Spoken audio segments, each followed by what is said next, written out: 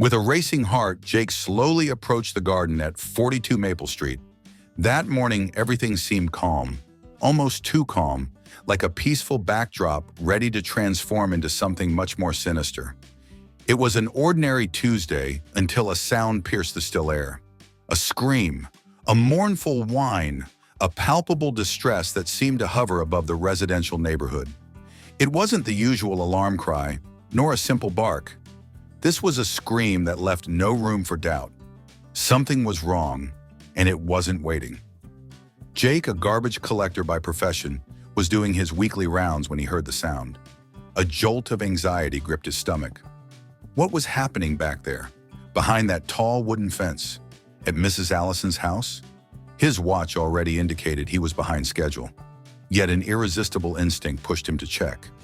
Curious and concerned, he didn't hesitate.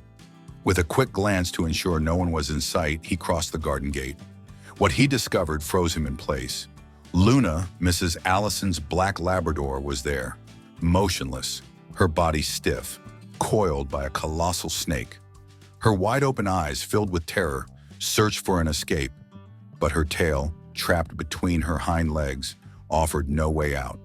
The snake, a 1.8-meter python, was tightening its grip around her like a vice, its scales gleaming under the morning light.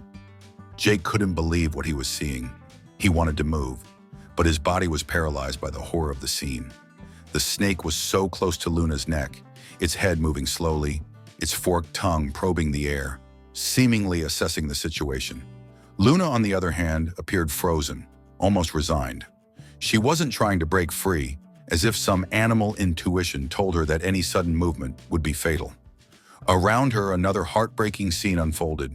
3 little black puppies, huddled in a corner of the garden, were whimpering softly. Too young to understand the danger, they stayed there, helpless in the face of the scene playing out before their innocent eyes. Jake, though neither an expert in snakes nor an action movie hero, knew he couldn't stand by and do nothing. But how could he intervene? What could he do? A direct intervention could endanger his own life and Luna's. The snake could strike at any moment. As he waited for the authorities' help, time seemed to hang in the balance. How much longer could Luna endure this grip? His thoughts were racing when his eyes met Luna's. A glimmer of determination shone in her eyes, a glimmer that made Jake shiver.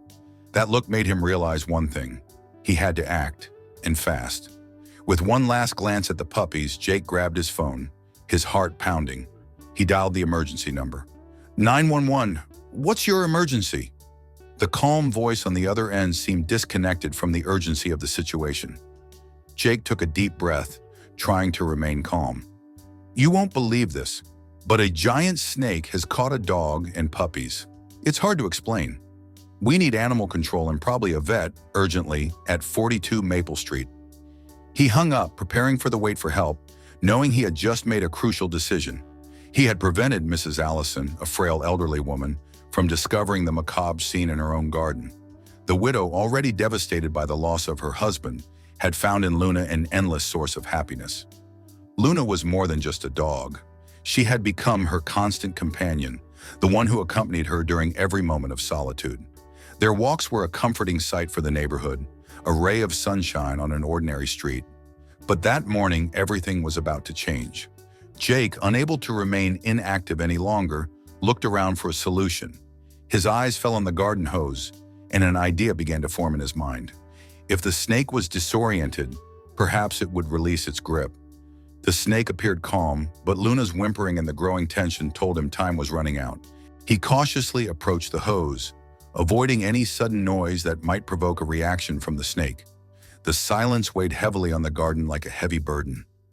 Jake's breath was shallow, and every movement became a life-or-death decision.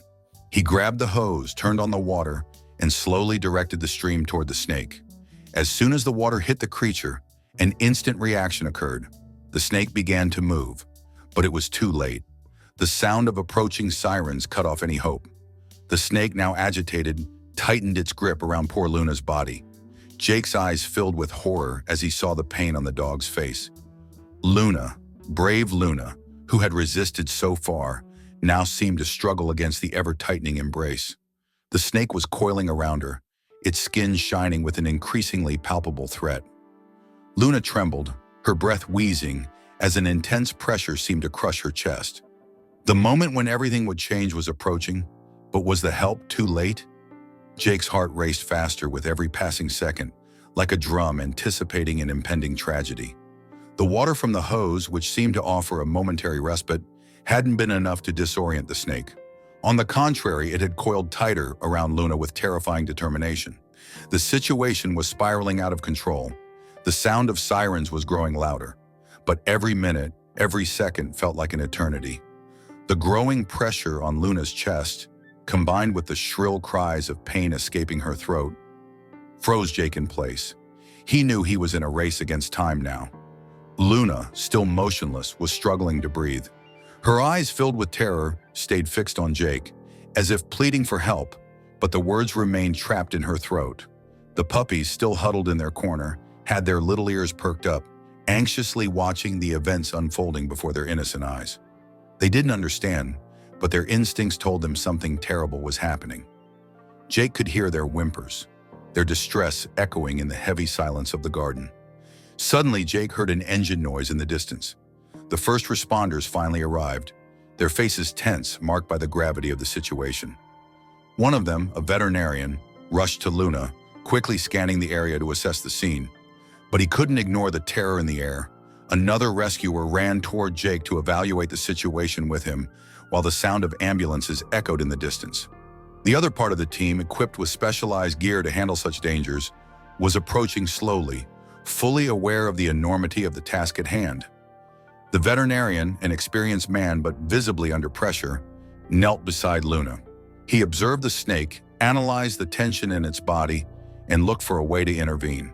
He whispered calming words to Luna, but she seemed too exhausted to respond.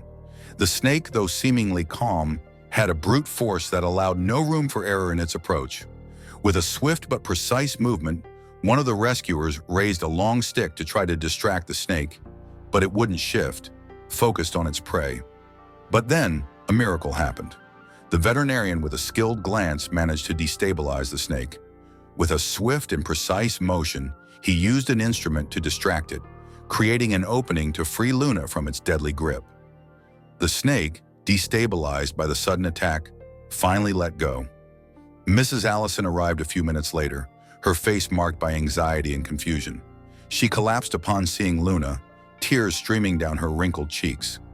But the old lady, despite her pain, rushed to Luna, whispering her name in a soft, reassuring voice, as if she already knew her dog wouldn't be lost forever. Luna, though shaken, opened her eyes, her big black eyes tenderly meeting her owner's. There was a deep connection, an indestructible bond between them. The love and tenderness of Mrs. Allison for Luna, as well as Jake's determination not to let her suffer, had saved the dog's life. But at what cost? And though the snake was never found, the lesson remained clear.